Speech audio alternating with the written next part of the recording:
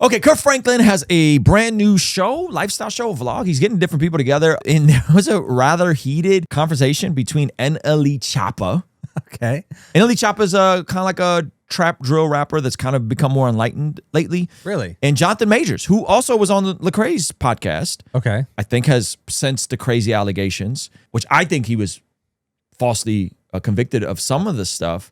Nevertheless, was downgraded to Jonathan Minors. Yeah, no, they tried to Johnny Depp him. They did try to Johnny Depp him. And it was whack because he was the one getting beat up and ran from the woman. Anyway, that's neither here nor there. So Jonathan Majors apparently is also a believer or has some church background. Come on. Checks NLE Choppa Hello. on Jesus. I'm here for this, man. Shout out Jonathan Majors. And shout out for Kirk Franklin to kind of having these kind of conversations. Kirk Franklin is such an eccentric guy. He just gets, the older he gets, the more eccentric he gets. That's really funny. And so I like these sorts of conversations. So hopefully we can react to it without any copyright issues. Yeah. One of the things I have a problem with, and it may be controversial. A lot of people may say this, I may say that. Like, let me say it in a manner to where it's extremely intelligent. Let me think on it. In Christianity, it's a thing where people praise the Son more than they praise the Father. And that's what I don't like. Okay. Because if we are man made in a likeness, Jesus is our brother. Oh my goodness. You get what I'm saying? Why would I drop down The Kirk is like, wow. What did I just walk into? and praise my brother instead of praising my father? And that goes back to honoring your parents. I just gotta say something. What? Have you read the Bible?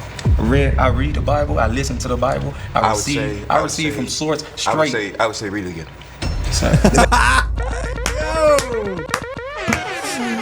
Shout out to Jonathan Majors. Read it again. Read it again. You didn't sit with it long enough. You did not sit with it long You enough. fell Well, asleep. let me walk him through with the issue, and I don't know if they do, but I'm going to take my opportunity. Change it from your nighttime reading to your morning reading, okay? Because you're So why do we worship Jesus in the Bible? Because Jesus is God in the Bible, right? So God the Son steps into human history. yeah. And I guess in a way, he replaces Adam. He becomes the new Adam. So God the Son, in a way, kind of does become God our brother in a way. Yeah. But not in the sense of like we have the same Father. He's ontologically different. We see it in John chapter 1. In the beginning was the Word, and the Word was with God, and the Word was God. He was with God in the beginning. Through him, all things were made. We see this over and over and over and over and over and over. Meaning, this is saying everything was made through who? God. Who's through Jesus. Yeah. Everything is made through Jesus, right? Through him all things were made, yeah. This is Colossians. This is like really drilled down in the Gospels and the Scriptures. In the beginning was the Word. The Word was with God, and the Word was God. He was with God in the beginning. Through him, all things were made. Without him, nothing was made that has been made. Which Jesus is where co-eternal is. Yes, he's co-eternal. He is creator. Before there was anything, there was Jesus. Yep. So all things were made through him. In him was life, and that life was the light of all mankind. The light shines into the darkness, and the darkness has not overcome it. And then it talks about John, his cousin. It says, the true light that gives light to everyone was coming into the world. He was in the world, and though the world was made through him, the world did not recognize him. He came to that which was his own, but his own did not receive him. So this is, again, God coming into the world he created. Yeah. So this is like Shakespeare writing himself into Hamlet. Yeah. Right? It's a wild story when you really think about it. Yeah. Okay. So question, I saw this earlier. If Jesus is God made flesh, when God walks through the garden calling for Adam and Eve, looking for them, is that Jesus? Yeah, there's a theological term for it. I don't remember what it was, but yes, basically more or less whenever you see a physical representation of God on earth, whether that's walking in the garden, whether that's an angel of the Lord, there's a I can't think of it. I can't think of the name right now. Somebody will tell me, some smart theological person will tell me in the comment section. That's usually Jesus in the Old Testament. So it's like a callback to multiple times. Because that's his role in the Godhead. Yes. It specifically, I want to say Sodom and Gomorrah, that there's a God in heaven, and then there's a God on earth. Yeah. Right. David would use this whole two powers argument in his debate against Alex O'Connor. And you see it all throughout the scriptures. That's amazing. Yeah, so it seems like NLE Chop Up has missed the co-eternal aspect of it, which makes sense if you're not studying and you're just maybe reading or just reading some bits. Yes. And then he missed the virgin birth, the Immaculate Conception, the whole part where the whole plot's explained. Yes. You know, we're Yes. like, he kind of missed a lot of it. he kind Kind of missed all of it. He fell asleep through like the chapter, The where most it's essential like, parts. Yeah, where it's like, hey, by the way, this is an Immaculate Conception, and you are going to give birth to God made flesh. Yep. And you will call him Jesus. Do not fear. Yep. He's like, I kind of missed that. So he's coming from the frame of mind that like almost from a Muslim standpoint. I don't wonder if he has some like of that Muslim crossover, which is like, oh, he's a prophet. Yes. Yes. So it says he says he came to that which was his own, but his own did not receive him. Yet to all who did receive him, to those who believed in his name, he gave them the right to become children of God.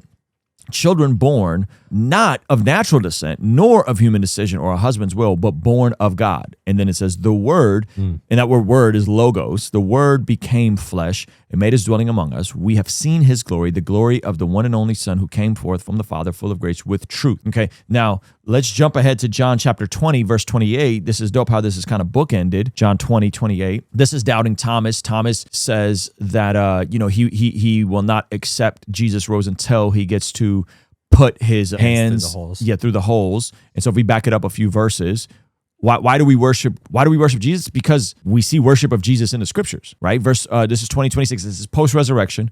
A week later, his disciples were in the house again, and Thomas was with them. Though the doors were locked, Jesus came and stood among them and said, "Peace be with you." Then he said to Thomas, "Put your fingers here, see my hands, reach out your hands and put it in my side. Stop doubting and believe." Thomas said, "My Lord and my God."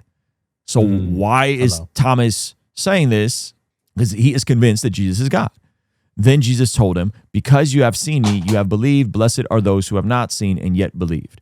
So we see from the beginning of the Gospel of John and Genesis as well to the end, a through line where Jesus is co-eternal. Jesus is ontologically different. Jesus is fully God and fully man. That's why Christians bow and worship Jesus. It's kind of a big deal. That was like watching the Jordan Peterson gospel series or the Exodus series. Which one was it? When it was like, it's Jesus. Yeah, it's Jesus, man. Just say Jesus. Just say it. And it was like, Jesus. It's like, what is the logos? The logos is so interesting. It's the word. And it's like, this is like the celebrity artist version of that. Yeah. Where they're like, he's just a brother. Yeah. Yeah, it's not that was the academic version of this. We're just gonna let that slide and kind of peruse about our feelings. Yeah, this makes me just want to take. I mean, there's just so much in there about Jesus being God, like across so many different verses. I'm shocked that no one took that time to go through that with him. It's kind of sad, actually. Yeah. So anyway, again, not sure if you guys know, the Among the Pagans collection is back. Come on, it's back and intact. Available for the next couple of days. You can go over to blessgod.co or blessgod.shop or just hit the link in the description. Yep. This is the piece I'm wearing right here, printed on a Fire Champs hoodie. Available for $52. The Among the Pagans, 1 Peter 2:12. By the way, you know what's awesome? What? Merch can help you remember specific Bible verses. Definitely. After this collection, you guys should all know 1 Peter 2:12. Live such good lives among the pagans that though they accuse you of doing wrong, they may see your good deeds and glorify God on the day he visits them. Boom. Was that on your teleprompter? No, that wasn't on top. You got that memorized? I got that one memorized. So what a great way to help people memorize. It is very helpful. Scripture. So pick up some Among the Pagans apparel available right now. Great way to represent who you believe and who you belong to while all the world is wilding out this Hallows Eve season.